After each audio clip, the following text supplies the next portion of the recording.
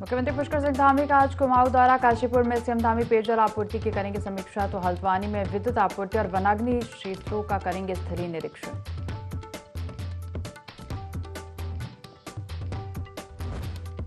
आज केदारनाथ धाम पहुंचेगी बाबा की चल विग्रह टोली। यात्रा मार्ग में श्रद्धालु कर रहे स्वागत। कल खुल जाएंगे बाबा केदारनाथ के कपाट।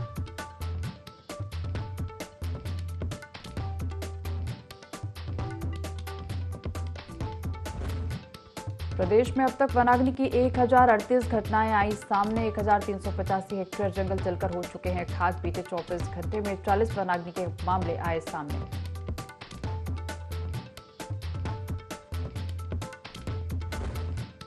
उत्तराखंड के कई इलाकों में जबरदस्त बारिश। मूसलाधार बारिश से चंपावत में धधकते जंगल हुए शांत। बारिश से किसानों को भी जगी आस।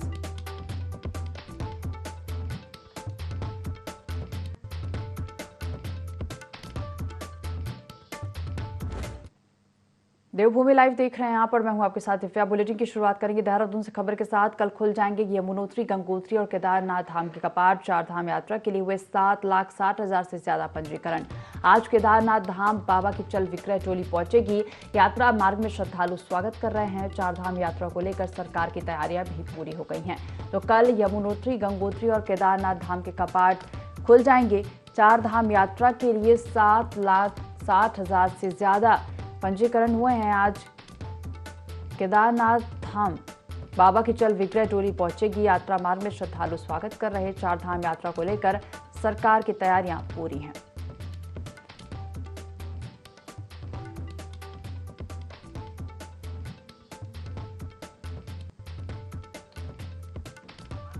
तो कल यमुनोत्री, गंगोत्री और केदारनाथ धाम के कपाट खुल जाएंगे। चार धाम यात्रा के लिए 7,60,000 से ज्यादा पंजीकरण हुए हैं। तो ज्यादा जानकारी लेंगे सहयोगी विनय सूद हमारे साथ लाइव जुड़ गए हैं। विनय, कल यमुनोत्री, गंगोत्री और केदारनाथ धाम के कपाट खुल जाएंगे और इस यात्रा को लेकर 7,60,000 से ज्यादा पंजीकरण अब तक हुए हैं। जी दिव्या, बिल्कुल। देखिए, आपको बता दें कि चारधाम यात्रा को लेकर जिस तरह से उत्तराखंड सरकार की तैयारियां लगातार जो है चल रही है, और कल जो है यहाँ पर गंगोत्री, यमुनोत्री और केदारनाथ धाम के जो कपाट हैं वो भी खुल जाएंगे। तो ऐसे में देखा जा सकता है कि बड़ी संख्या में जो श्रद्धालु हैं वो इस दौरान चारधाम यात्रा में शामिल होंगे। और देखा जा सकता है कि जो पूरी तैयारियां हैं वो सरकार के स्तर से कर ली गई है कि किसी भी तरह से जो श्रद्धालु इस दौरान यात्रा में पहुंचेंगे उनको किसी भी तरह की कोई दिक्कत परेशानी ना हो, और हर संभव जो यहाँ पर उनके लिए उत्तराखंड सरकार ने जो मदद के लिए यहाँ पर बात भी कही है। और जिस तरह से बीते दिन मुख्यमंत्री पुष्कर सिंह धामी ने चारधाम यात्रा को लेकर के भी यहाँ पर समीक्षा बैठक की है, तो सभी अधिकारियों को इस दौरान निर्देश भी दिए गए हैं कि कोई भी जो है लापरवाही अगर इस समय बरतता हुआ दिखता है तो उसको बख्शा नहीं जाएगा, क्योंकि चारधाम यात्रा जो है ऐतिहासिक यात्रा उत्तराखंड में रहती है। तो ऐसे में पूरी तैयारियां जो है मुख्यमंत्री पुष्कर सिंह धामी ने चारधाम यात्रा को लेकर के कर ली है। और अब चल विग्रह डोली जो है वो आज यहाँ से केदारनाथ धाम के लिए रवाना हो जाएगी। तो देखा जा सकता है कि पूरी तैयारियों में इस दौरान जो है यहाँ पर उत्तराखंड सरकार डटी हुई है। और जो यहाँ पर स्वास्थ्य सेवाओं की बात करें, जो स्वास्थ्य सेवाएं हैं उनको लेकर के भी जो है स्वास्थ्य विभाग ने यहाँ पर पूरी तैयारियां कर रखी हैं, क्योंकि जो इस दौरान यात्रा के दौरान जो श्रद्धालु हैं वो यात्रा में शामिल होंगे, तो उनके लिए भी जो डॉक्टर हैं जगह जगह इस दौरान यात्रा के दौरान डॉक्टरों की जो है तैनाती भी की गई है। साथ ही साथ गर्मी जिस तरीके से इस समय देखी जा रही है, गर्मी पड़ रही है लगातार, गर्मी इससे जो वनाग्नि की जो घटनाएं हैं वो भी उत्तराखंड में देखने को मिल रही हैं, लगातार जो घटनाएं हैं वो बढ़ रही हैं। तो ऐसे में जो है पानी वानी की जो व्यवस्थाएं हैं वो भी इस दौरान श्रद्धालुओं के लिए की गई है। तो हर तरह से, हर संभव प्रयास से उत्तराखंड सरकार का यही है कि उत्तराखंड में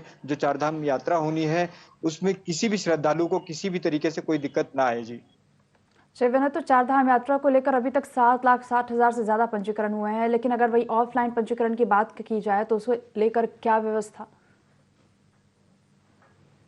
जी जी बिल्कुल, देखिए जिस तरह से चारधाम यात्रा को लेकर लगातार यहाँ पर पंजीकरण की जो संख्या है वो बढ़ती जा रही है, क्योंकि अभी तक ऑनलाइन जिस तरह से पंजीकरण किए जा रहे थे, उसके बाद अब उसको ऑफलाइन कर दिया गया है और ऑफलाइन में भी लगातार जो पंजीकरण है वो बढ़ते जा रहे हैं। ऐसे में ऑफलाइन की अगर बात करें तो ऑफलाइन में जो पंजीकरण किए गए हैं तो उसमें 500 ज़्यादा का जो लक्ष्य है वो रखा गया है, क्योंकि 500 से ज़्यादा जो है यहाँ पर पंजीकरण इस दौरान नहीं होंगे, क्योंकि जिस तरह से चारधाम यात्रा की शुरुआत यहाँ पर कल से होने जा रही है, उसको लेकर के बड़ी संख्या में जो श्रद्धालु हैं वो इस दौरान पहुंचेंगे उत्तराखंड। तो यहाँ पर बद्रीनाथ के कपाट की भी अगर बात करें तो वो भी जो है 12 तारीख से जो है खुल जाएंगे, जिसको लेकर के पूरी तैयारियां जो है बीकेटीसी के अध्यक्ष जो है अजेंद्र अजय उनके द्वारा कर ली गई है। और उत्तराखंड सरकार लगातार हर तरह से जो प्रयास कर रही है कि किसी भी जो श्रद्धालु इस दौरान कोई भी श्रद्धालु इस दौरान यहाँ पर पहुंचते हैं तो उनके लिए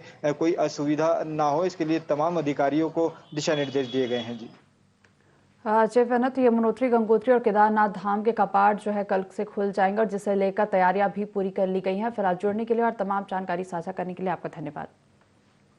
चलिए अगली खबर का रुख करेंगे। अगली खबर थराली से, जहां तेवाल विकासखंड में जल जीवन मिशन के तहत कार्यों की जांच की मांग उठी और इसके लिए आरटीआई एक्टिविस्ट गोपाल वनवासी ने जिलाधिकारी को शिकायती पत्र भी भेजा है। गोपाल वनवासी ने जल निगम पर आरोप लगाते हुए कहा कि जल निगम ने धरातल परियोजना के पैसे का उपयोग नाम मात्र का किया। शिकायतकर्ता ने कार्य में भ्रष्टाचार का आरोप भी लगाया है।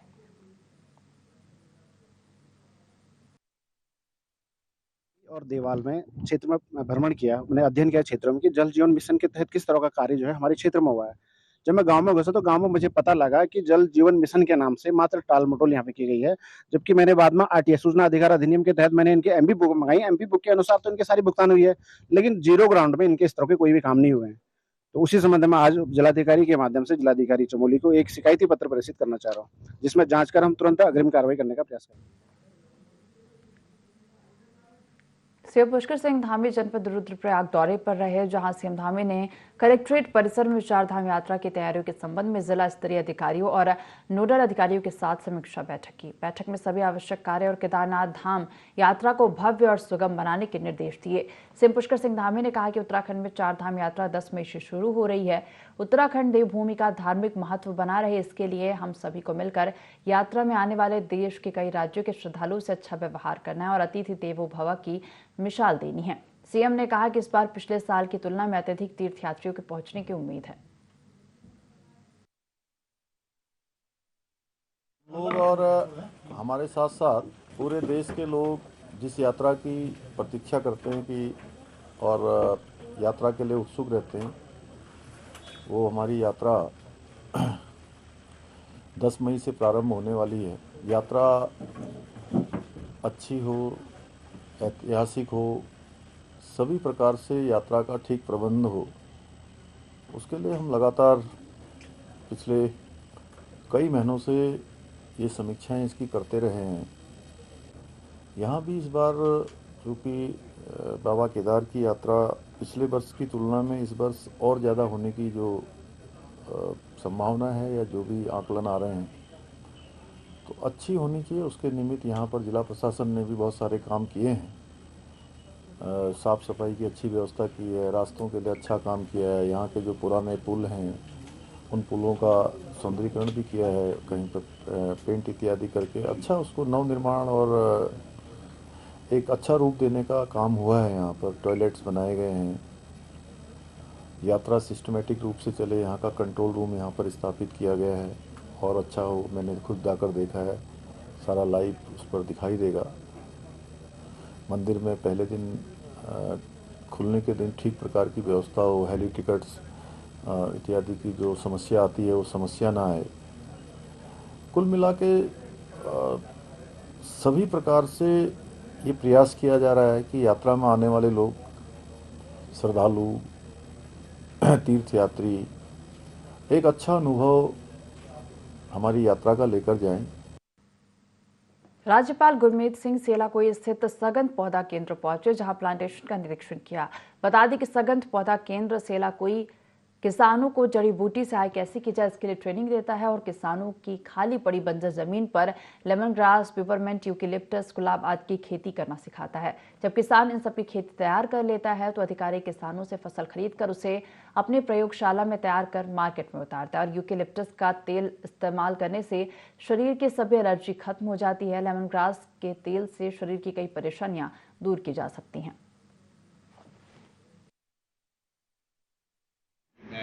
सेंटर फॉर एरोमेटिक प्लांट में आया और आज जिस प्रकार से पूरे कैप को बहुत बारीकी से देखा, जो सेंटर ऑफ एक्सीलेंस है, पौधों को बहुत बारीक से ना केवल देखा, उनको सूंघा भी। उसके बाद में पूरी लेबॉर्ट्रीज पे जाने का बहुत सुंदर मौका मिला और मुझे बहुत खुशी हुई कि हमने टेक्नोलॉजी को अडॉप्ट कर लिया। हम R&D के ऊपर में फोकस कर रहे हैं। उसके पश्चात एक बहुत ही सुंदर डिटेल्ड प्रेजेंटेशन मैंने लिया। मेरा मकसद ये था कि मुझे ऐसा लगता है कि हम एरोमेटिक के क्षेत्र में एक रेवोल्यूशन, एक क्रांति ला सकते हैं। प्रदेश के जंगलों में लगी आग को देखते हुए धामी सरकार लगातार सख्त नजर आ रही है। चुनावी दौरे से लौटते ही सीएम धामी ने समीक्षा बैठक ली, जिसमें 1 दर्जन से अधिक अफसरों को सस्पेंड करने का फरमान जारी कर दिया। वहीं दूसरी ओर कांग्रेस ने इसी को लेकर सरकार के मंत्रियों पर निशाना साधा। पिछली बार की तरह इस बार भी पर्यटन और तीर्थाटन मंत्री और स्वास्थ्य मंत्री गायब हैं। साथ ही भाजपा मंत्रिमंडल के मंत्री के बयान की भी निंदा की, जिसमें उन्होंने कहा कि आग से कोई भी पेड़ नहीं जला है।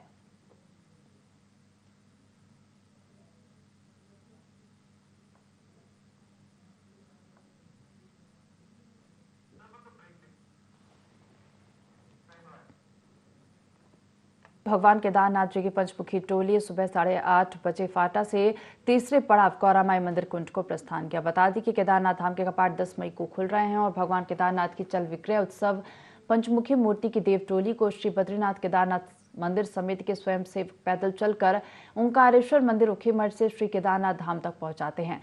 फाटा से प्रस्थान होते समय जगह जगह श्रद्धालुजन और स्कूली बच्चे बाबा केदारनाथ का जय घोष कर पुष्प वर्षा करते दिखाई दिए। बीकेटीसी मीडिया प्रभारी डॉक्टर हरीश गौड़ ने बताया कि सैकड़ों देश विदेश से श्रद्धालु जन भी टोली यात्रा के साथ केदारनाथ जा रहे हैं।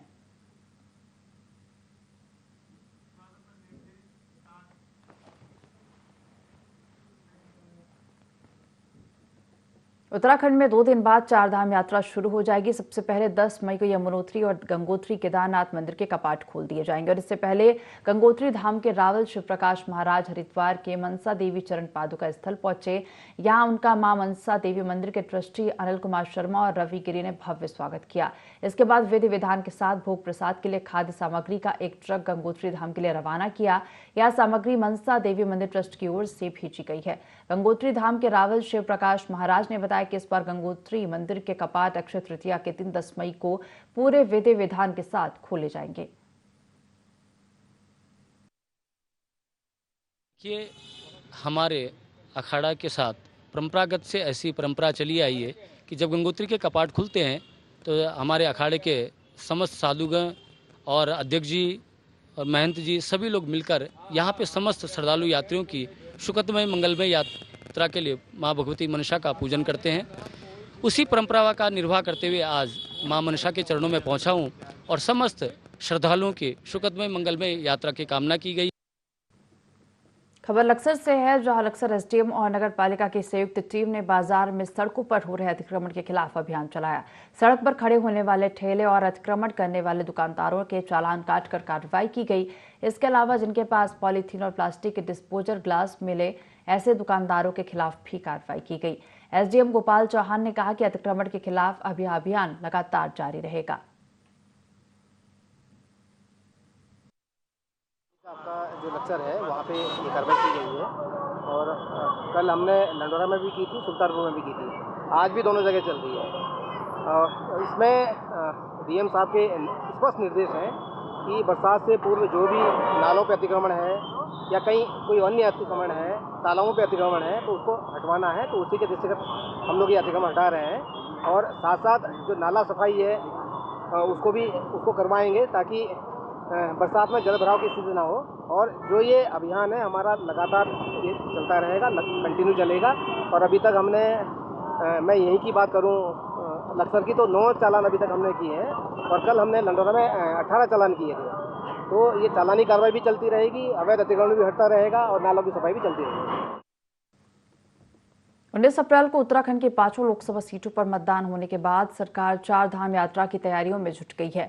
आगामी 10 मई से उत्तराखंड में शुरू होने वाली 4 धाम यात्रा के सफल संचालन को लेकर राज्य सरकार पूरी तरह से तैयार है और जिसे लेकर कई विभाग तैयारी में जुटे हैं। देखिए रिपोर्ट। उत्तराखंड में लोकसभा चुनाव संपन्न होने के बाद अब प्रदेश सरकार 4 धाम यात्रा पर फोकस कर रही है। उत्तराखंड के चिकित्सा एवं शिक्षा मंत्री धन सिंह रावत 4 धाम की तैयारियों को लेकर स्वास्थ्य विभाग के अधिकारियों को निर्देशित किया। यात्रियों के स्वास्थ्य का पूरा ध्यान रखा जाएगा। स्वास्थ्य मंत्री धन सिंह रावत ने 4 धाम यात्रा के संबंध में बताया कि सभी जनपदों के मुख्य चिकित्सा अधिकारियों को यात्रा मार्गों पर आवश्यक जीवन रक्षक उपकरण, स्थायी व अस्थायी चिकित्सा इकाइयों में पर्याप्त दवाइयां उपलब्ध कराने के निर्देश दिए गए हैं। साथ ही यात्रियों को स्वास्थ्य संबंधित किसी भी प्रकार की दिक्कतें न हो, इसके लिए यात्रा रूटों पर 100 से अधिक एम्बुलेंस तैनात रहेगी और एम्बुलेंस की सुविधा 15 मिनट के भीतर यात्रियों को उपलब्ध होगी। इसके अलावा विभागीय उच्च अधिकारियों को विशेषज्ञ चिकित्सक, पैरामेडिकल स्टाफ, फार्मासिस्ट सहित अन्य मेडिकल स्टाफ की तैनाती सुनिश्चित करने को कहा गया है। 108 जो हमारी एम्बुलेंस है वो पूरे यात्रा रूट पे लगाई जाएगी और 80 हमारी एम्बुलेंस पूरी यात्रा रूट पे लगाई जाएगी। लगभग 26 MRP हम पूरे यात्रा रूट पे बना रहे हैं और 45 से ज़्यादा जगह जो है यात्रियों की स्क्रीनिंग के लिए वहाँ पे व्यवस्था बनाई जाएगी। जो भी यात्री आएगा उसको पहले स्क्रीनिंग कराया जाएगा और तब उसको 4 धाम यात्रा के लिए भेजा जाएगा। और इस बार हम यात्री अगर कोई भी बीमार होता है तो हमारी एम्बुलेंस 15 मिनट पर वहाँ पे पहुँच जाएगी, इसलिए रिस्पॉन्स टाइम इस बार 15 मिनट का रखा है। 4 धाम यात्रा को लेकर इस बार 184 डॉक्टर्स की भी तैनाती की गई है, जिसकी जानकारी स्वास्थ्य सचिव डॉक्टर R राजेश कुमार ने दी है। स्वास्थ्य सचिव ने बताया कि 2023 की तुलना में देखें तो इस बार लगभग 40 डॉक्टर अतिरिक्त तैनात किए गए। पिछले वर्ष 140 डॉक्टर्स तैनात थे, लेकिन इस बार करीब 184 डॉक्टर तैनात होंगे, जिनमें 44 विशेषज्ञ डॉक्टर शामिल हैं। उन्होंने बताया कि इसके अलावा 11 भाषाओं में SOP जारी की गई है, जो अन्य राज्यों के स्वास्थ्य सचिव को भी भेजी गई है। वहीं 4 धाम यात्रा के रूट पर हेल्थ ATM सुचारू कर दिए गए हैं। इस बार 50 जगहों पर स्क्रीनिंग पॉइंट बनाए गए हैं, जिसमें 50 से ऊपर आयु के जो लोग हैं उनकी अनिवार्य रूप से स्क्रीनिंग की जाएगी। स्वास्थ्य सचिव ने बताया कि केदारनाथ और बद्रीनाथ में जो अस्पताल बने हैं उनमें जरूरी उपकरणों को भी रखवा दिया गया है।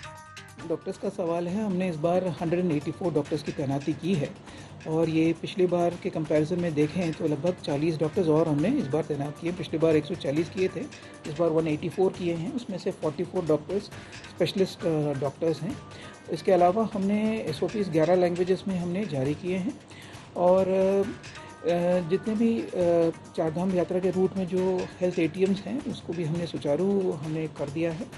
4 धाम यात्रा के पंजीकरण का रिकॉर्ड लगातार टूटता जा रहा है। हर साल यात्रा में यात्रियों की संख्या लगातार बढ़ती जा रही है। 4 धाम यात्रा में आपदा का भी काफी खतरा बना रहता है। केदारनाथ की आपदा इसकी एक बानगी है। 4 धाम यात्रा में युवाओं से लेकर बुजुर्ग भी देव दर्शन करने के लिए आते हैं। इसे देखते हुए राज्य सरकार हर साल यात्रा के व्यापक प्रबंध करती है। 4 धाम यात्रा में यात्रियों को किसी तरह की कोई कमी और परेशानी नहीं आए, इसका विशेष ध्यान रखने की कोशिश सरकार करती है। इस बार भी 4 धाम यात्रा को लेकर राज्य सरकार पूरी तरह से तैयार है। देहरादून से IND24 संवाददाता विनय सूद की रिपोर्ट।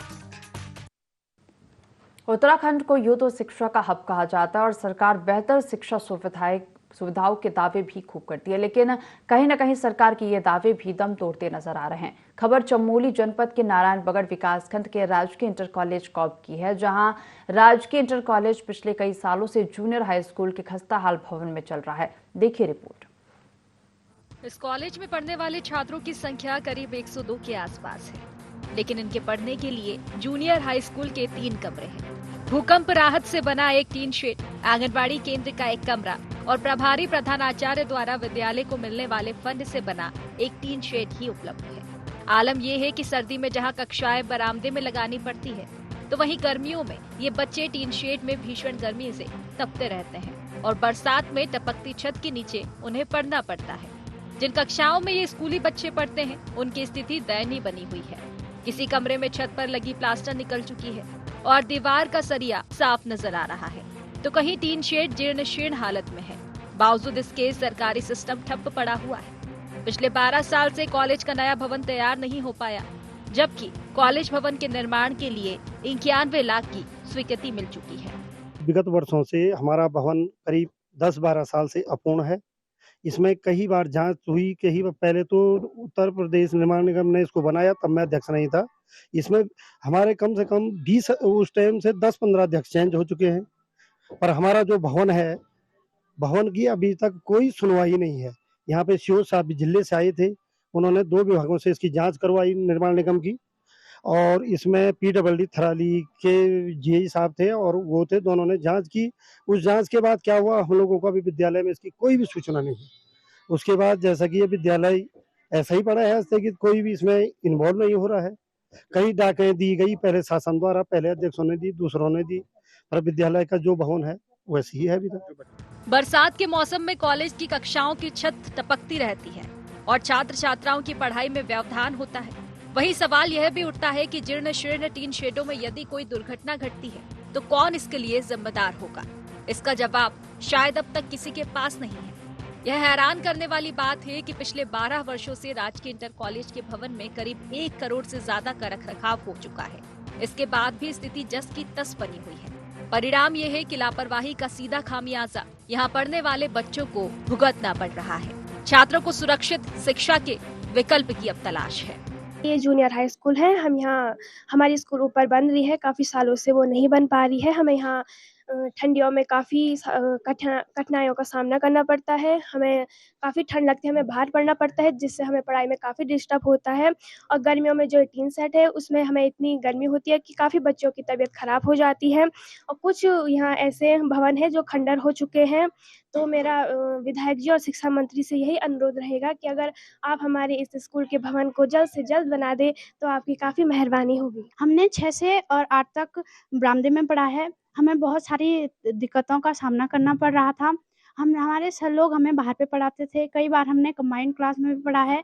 हम 2 क्लासेस साथ में पढ़ते थे, इसलिए हमें पढ़ने में बहुत सारी दिक्कतें हुई हैं, जिस वजह से हमें बहुत सारा लॉस हुआ है। आगे जाके हमें वो चीज़ें समझ में नहीं आ पा रही हैं। एक हमारी कक्षा है जिसमें हम बाद में जाके बैठे थे, उसका भी गिरने का डर बना रहता है। और हमारे सर लोग भी हमें बड़े ही डर कर पढ़ाते हैं। वो गिरने ही वाला है। जो हमारी स्कूल है, स्कूल की समस्या अच्छी नहीं है। ऊपर की स्कूल है, जैसे बहुत सालों से 11-12 सालों से उसका काम चलते आ रहे हैं, पर कभी पूरे नहीं हुई। उसमें भी 4 रूम है, जबकि हमें चाहिए पढ़ने के लिए 7 रूम प्रॉपर। यहाँ 3 सेट है। 3 सेट में हमें गर्मियों के टाइम पे बहुत गर्मी होती है। गर्मी से कई बच्चे तो बीमार हो जाते हैं, इसलिए पढ़ाई भी अच्छे से नहीं हो पाती है हमारी। बाकी ये सीमेंट वाले रूम है, इनमें बरसात के टाइम पर पानी टपकता रहता है, बारिश के टाइम पे भी उतनी हमारे अच्छे से पढ़ाई नहीं होती है। और बाकी एक क्लास है, जैसे धूप हो गई, हम ये 3 साइड में बैठे रहते हैं, बड़ी कक्षा। ठंडियों के टाइम पे तो ठंड लगती है, रूम में भी उतनी सुविधा नहीं है, इसलिए हमें बाहर बैठना पड़ता है। ये विद्यालय है जहाँ पे चल रहा है विद्यालय, ये जूनियर की बिल्डिंग है। और एक्चुअली हुआ क्या, 2008 में स्वीकृति वर्ष इसका 2008 है, जो ऊपर की जो बिल्डिंग बन रही है 2008 है। और उसके लिए 91 लाख के समथिंग जो है पैसा आया था। 2008 से लेकर के 2013 में कार्य बंद हुआ था और पुनः 2015 में ये कार्य शुरू हुआ, लेकिन अभी भी स्थिति ज्यों की त्यों बनी हुई है। हम जानते हैं कि विद्यालय कैसे चल रहा है, क्योंकि 3 कमरे हम पे हैं और कक्षाएं हमारी 9 कक्षाएं हैं। अगर 11 ये भी को माने तो 9 कक्षाएं टोटल हैं।